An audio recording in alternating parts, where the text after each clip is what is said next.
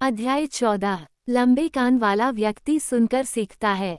इस दौरान रगगेडो, धातु सम्राट और नोम्स का राजा, अपनी शानदार रत्न जड़ित गुफा में खुद को खुश करने की कोशिश कर रहा था। आज रगगेडो के लिए मनोरंजन ढूंढना कठिन काम था, क्योंकि सभी नोम्स अच्छा व्यवहार कर रहे थे और कोई भी डांटने या दंड देने वाला नहीं था।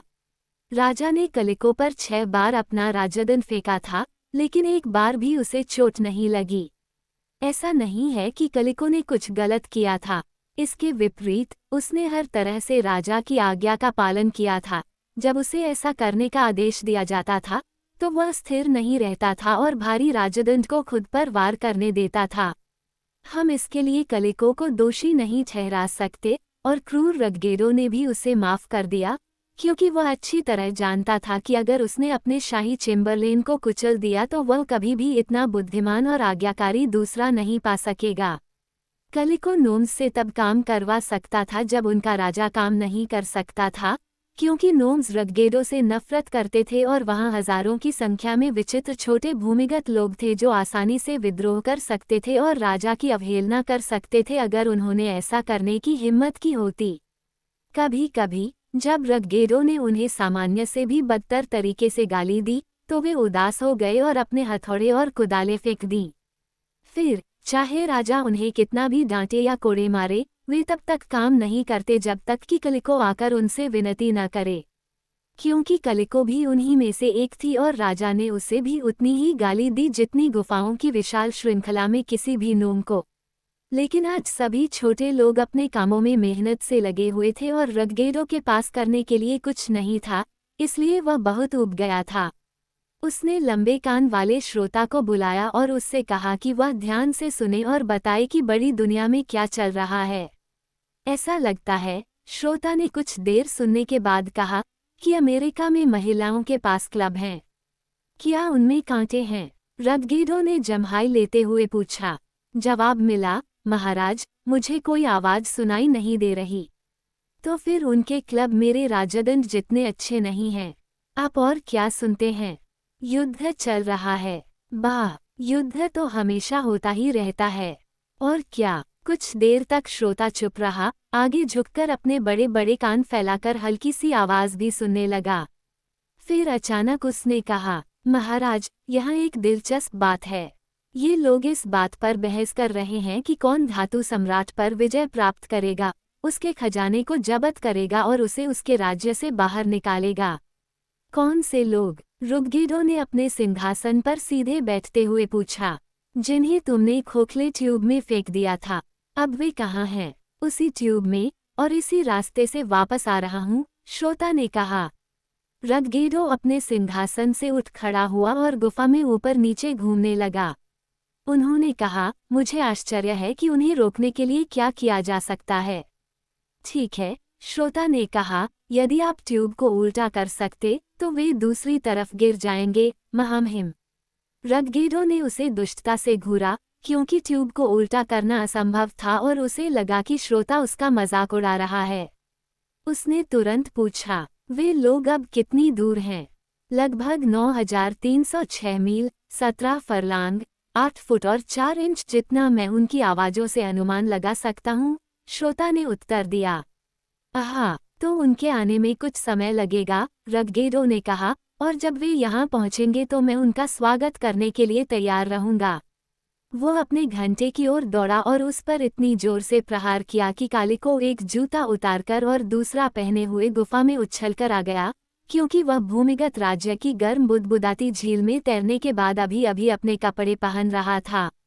कालिको, जिन आक्रमणकारियों को हमने ट्यूब से नीचे फेंक दिया था, वे फिर से वापस आ रहे हैं।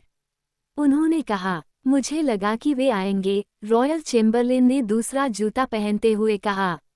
टिटिटी हुचू उन्हें अपने राज्य में रहने की अनुमति नहीं देगा, इसलिए मैं कुछ समय से उनके वापस आने की उम्मीद कर रहा था। ये तुम्हारा बहुत मूर्खतापूर्ण कार्य था, रग। क्या उन्हें ट्यूब से नीचे फेंकना है? हाँ, टिटिटी हुचू ने हमें ट्यूब में कूड़ा फेंकने से भी मना किया है। पूह, मुझे जिनजिन की क्या परवाह है? रगगेडो ने तिरस्कारपूर्वक पूछा। वो कभी भी अपना राज्य नहीं छोड़ता, जो दुनिया की दूसरी तरफ है।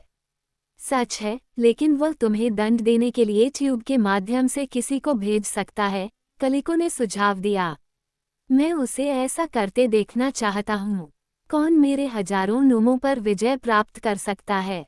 क्यों? अगर मुझे ठीक से याद है तो उन पर पहले भी विजय पाई जा चुकी है, कलिको ने मुस्कुराते हुए उत्तर दिया। एक बार मैंने तुम्हें डोरोथी नाम की एक छोटी लड़की और उसकी सहेलियों से भागते हुए देखा था, मानो तुम वाकई बहुत डरे हुए हो। खैर, उस समय मैं डर गया था, नोम राजा ने गहरी सांस लेकर स्वीकार किया, क्योंकि डोरोथी के पास एक पीली मुर्गी थी जो अंडे देती थी। राजा ने अंडे कहते ही कांपना शुरू कर दिया, और कलिको भी कांप उठी, और लंबे कान वाला श्रोता भी कांप उठा, क्योंकि अंडे ही एकमात्र ऐसी चीज है जिससे नोम्स को बहुत डर लगता है। इसका कारण यह है कि अंडे पृथ्वी की सतह पर होते हैं, जहां सभी प्रकार के पक्षी और पक्षी रहते हैं, और मुर्गी के अंडे में कुछ ऐसा होता है जो नोम को भयभीत कर देता है। अगर संयोग से अंडे का अंदरूनी हिस्सा इन भूमिगत लोगों में से किसी को छू जाता है, तो वह सूख जाता है और उड़ जाता है, और यही उसका अंत होता है, जब तक कि वह जल्दी से एक जादुई शब्द बोलने में कामयाब न हो जाए जिसे केवल कुछ नोम्स ही जानते हैं। इसलिए रुगेडो और उसके अनुयायियों के पास अंडे के नाम मात्र से कांपने का बहुत अच्छा कारण था। लेकिन डोरोथी, राजा ने कहा, आक्रमणकारियों के इस गिरोह के साथ नहीं है, और न ही पीली मुर्गी है। जहाँ तक टिटिटी हूचू का सवाल है, उसे यह जानने का कोई तरीका नहीं है कि हम अंडों से डरते हैं। तुम्हें इस बारे में बहुत ज्यादा आश्वस्त नहीं होना चाहिए, कलिको ने उसे चेतावनी दी। एक परी होने के नाते टिटिटी हूचू बहुत सी चीजें जानता है, और उसकी शक्तियां हमारी किसी भी शक्ति से कहीं ज्यादा हैं। रदगीडो ने अधीरता से कंधे उचकाए और श्रोता की ओर मुड़ा। सुनो, उसने कहा, और मुझे बताओ कि क्या तुम्हें ट्यूब से कोई अंडे आते हुए सुनाई दे रहे हैं? लंबे कान वाले ने राजा की बात सुनी और फिर अपना सिर हिलाया। लेकिन कलिको राजा पर हंस पड़ी। महाराज, कोई भी अंडे की आवाज नहीं सुन सकता, उसने कहा। सच्चाई जानने का एकमात्र तरीका जादुई स्पाईग्लास से देखना है। बस यही है, राजा चिल्लाया। मैंने इसके बारे में पहले क्यों नहीं सोचा? एक बार देखो, कलिको। इसलिए कलिको स्पाईग्लास के पास गया और एक मंत्र का उच्चारण करके उसने उसके दूसरे सिरे को घुमाया, ताकि वह ट्यूब के खुले भाग की ओर इशारा करे। फिर उसने अपनी नज़र कांच पर रखी और जादुई स्पाईग्लास के सभी मुड़ों और घुमावों को देखने में सक्षम हो गया, और फिर ट्यूब में गहराई तक, जहां उस समय हमारे दोस्त गिर रहे थे। हे भगवान, वह चिल्लाया, यहाँ एक ड्रैगन आ रहा है। एक बड़ा, रुगगेडो ने पूछा। एक राक्षस। उसकी पूंछ के अंत में एक बिजली की रोशनी है, इसलिए मैं उसे बहुत स्पष्ट रूप से देख सकता हूँ। और अन्य सभी लोग उसकी पीठ पर सवार हैं।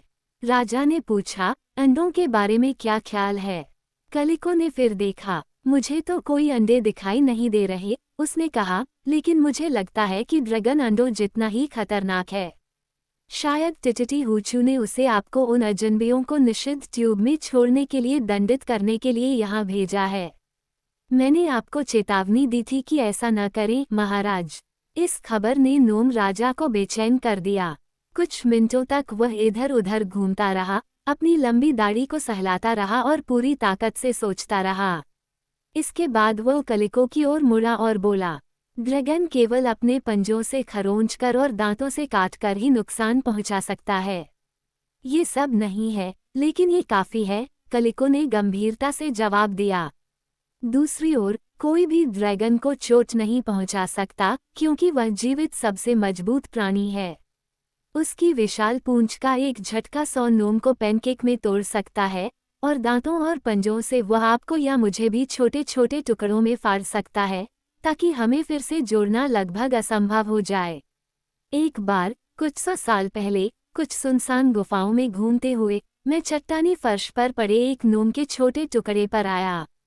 मैंने नोम के टुकड़े से पूछा कि इसे क्या हुआ। सौभाग्य से मुंह इस टुकड़े का एक हिस्सा था, मुंह और बाईं आंख, इसलिए यह मुझे बताने में सक्षम था कि एक भयंकर ड्रैगन इसका कारण था। इसने बेचारे नोम पर हमला किया और उसे हर दिशा में बिखेर दिया, और चूंकि उसके टुकड़ों को इकट्ठा करने और उसे जोड़ने के लिए कोई दोस्त नहीं था, इसलिए वे कई सालों से अलग हो गए थे। तो आप देखिए महामहिम, ड्रैगन का उपहास करना अच्छा नहीं है। राजा ने कलिको की बात ध्यान से सुनी और कहा, ये केवल आवश्यक होगा कि इस अजगर को जंजीर से बांध दिया जाए, जिसे टिटिटी हुचू ने यहाँ भेजा है, ताकि वह अपने पंजों और दांतों से हम तक न पहुँच सके। वह भी आग उगलता है, कलिको ने उसे याद दिलाया। रुगगेडो ने कहा, न तो मेरे नोम्स को आग से डर लगता है और न ही मुझे। अच्छा, उगबू की सेना के बारे में क्या ख्याल है? 16 काया अधिकारी और टिकटॉक। मैं उन्हें अकेले ही हरा सकता हूँ, लेकिन मैं कोशिश नहीं करूँगा। मैं अपने क्षेत्र से आक्रमणकारियों को खदेड़ने के लिए अपने नोम्स की सेना को बुलाऊंगा, और अगर हम उनमें से किसी को पकड़ लेते हैं तो मैं उन्हें तब तक सुइयां चुभवाऊंगा जब तक कि वे दर्द से छटपटाने न लगें। मुझे आशा है कि आप किसी भी लड़की को चोट नहीं पहुंचाएंगे, कलिको ने कहा। मैं उन सबको चोट पहुंचाऊंगा, क्रोधित धातु सम्राट ने दहाड़ते हुए कहा, और उस रेखने वाले खच्चर को मैं खुरों का सूप बनाकर अपने नोमों को खिलाऊंगा ताकि वह उनकी ताकत बढ़ा सके। क्यों न अजनबियों के साथ अच्छा व्यवहार किया जाए और अपने कैदी शगी मैन के भाई को रिहा कर दिया जाए। कलिको ने सुझाव दिया, कभी नहीं, इससे आप बहुत सी परेशानियों से बच सकते हैं।